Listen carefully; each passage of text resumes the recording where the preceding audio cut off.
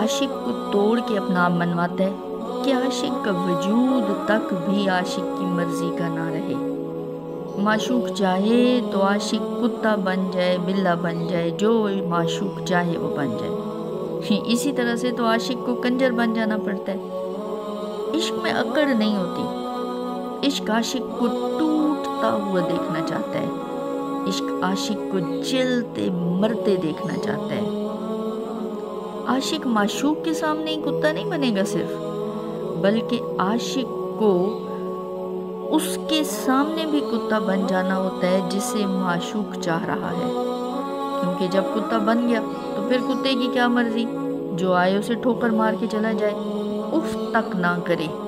جہاں جہاں معشوق چاہے، معشوق جس کے سامنے اور جب چاہے، عاشق اس کے سامنے کتا بن جائے۔